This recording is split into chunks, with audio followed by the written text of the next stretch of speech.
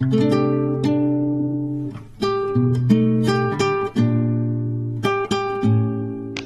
हिंद, वंदे मातरम। गुरुजी health care में आपका स्वागत है। मैं लेकर आता हूं आपके लिए कुछ ऐसे वीडियोज जो आपको रखे सेहतमंद, तंदुरुस्त और रोगमुक्त। आज हम बात करेंगे दिमाग को खाने वाले ऐसे कीटाणुओं की कि जो माइक्रोस्कोप से भी मुश्किल से दिखते हैं, जिसे अमीबा कहा जाता है। केरल में कुछ घटनाएं बनी है,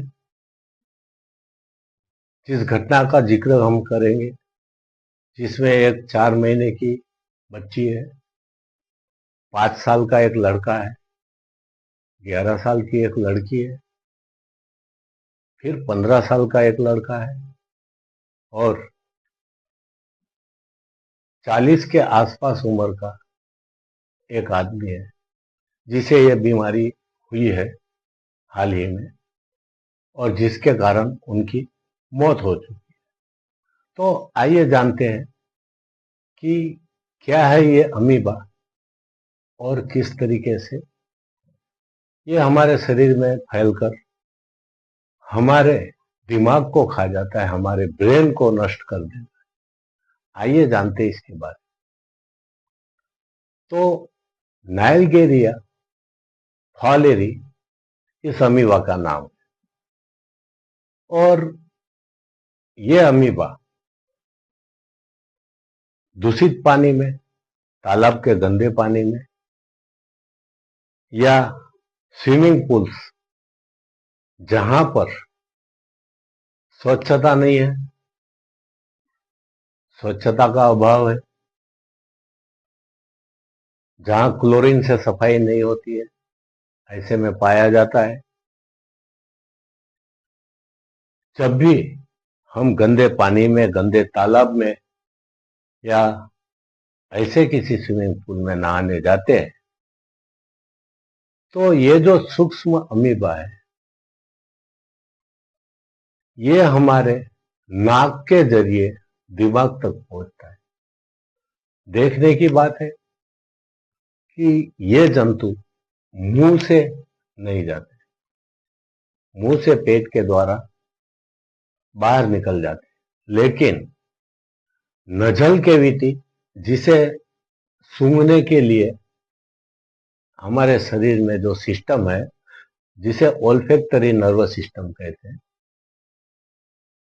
तो वह अमीबा इस नर्व एंडिंग के जरिए, क्योंकि नर्व एंडिंग डायरेक्ट ब्रेन से कनेक्टेड है, तो ब्रेन तक पहुंचता है और ब्रेन तक पहुंचने के बाद ब्रेन के अंदर जो नर्व की कोशिकाएं होती है, जो सेल्स होते हैं, उसमें यह चिपक जाता है और उसमें चिपक जाने के बाद नर्व कोशिकाएं मरने लगती है, दिमाग का कुछ हिस्सा कम होने लगता है, क्योंकि वहां ब्लड सप्लाई बंद हो जाती है, नर्व कोशिकाएं खत्म हो जाती है। तो सबसे पहले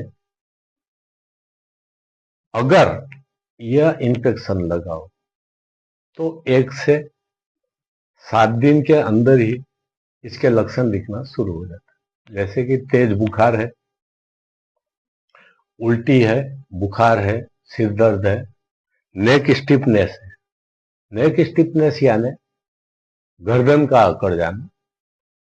फिर कंफ्यूजन है, यानी भ्रम हो जाता है, आदमी बड़बड़ करने लगता है, पेशेंट कुछ भी उल्टा सुल्टा बोलने लगता है, जिसके वजह से कंफ्यूजन और दौरे आ जाते हैं। और उसके बाद लास्ट में पेशेंट कोमा में चला जाता है और कोमा में जाने के बाद उसकी मौत हो जाती है। यह सब क्रियाएं 1 से 7 दिन के भीतर ही हो जाती है। तो प्रशासन ने इस बारे में बहुत ही गंभीर कदम लिए है केरल राज्य में, और वहां के गंदे तालाबों की साफ सफाई, लोगों में दवा बांट, लोगों में अवेयरनेस बढ़ाना, ये सब सुविधाएं चालू कर दी है। फिर भी सचेत हमें रहना होगा। क्यों? कि ये जो नाइलगेरिया फाउलेरी है, ये किसी को भी हो सकता है। तो हो सके अपने बच्चों को गंदे पानी में ना नहाने दे, दूषित पानी से उनको दूर रखे।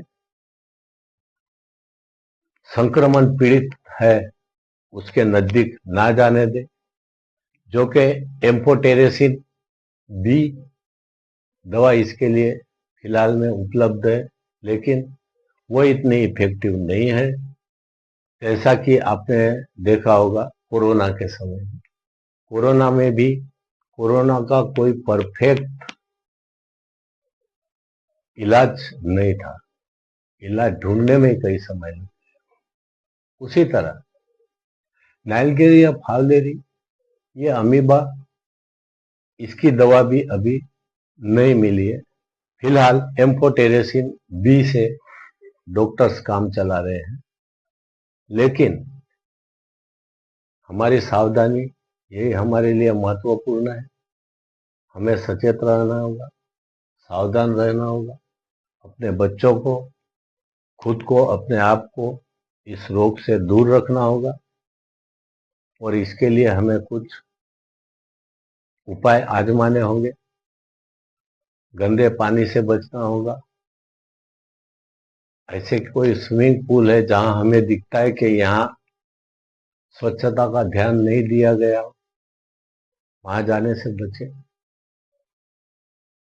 और हो सके तो दूषित पानी अपने नाक में ना जाने दे और अपने बच्चों को इससे बचाए, क्योंकि इसकी अभी कोई दवा परफेक्ट मिली नहीं है। तो स्वस्थ रहे, सावधान रहे और अपने आप को तंदुरुस्त रखें। मेरा अगर वीडियो अच्छा लगा हो, सब्सक्राइब करें, कमेंट करें और लाइक करें। और ऐसे ही आगे के वीडियो देखने के लिए मेरा चैनल है ऑर्थो गुरु आयुर्वेद, वो देखते रहिए। मैं उसमें ऐसे वीडियो बनाता हूँ जिससे गरीब से गरीब लोग भी तंदुरुस्त और सेहतमंद रह सके, क्योंकि बीमार ही ना पड़े तो दवाखाने में जाने की जरूरत ही नहीं पड़े। हम पहले से ही अपने को हेल्दी रखें, इसके लिए मैं वीडियो बनाता हूँ। सब्सक्राइब करें, लाइक करें और कमेंट करें।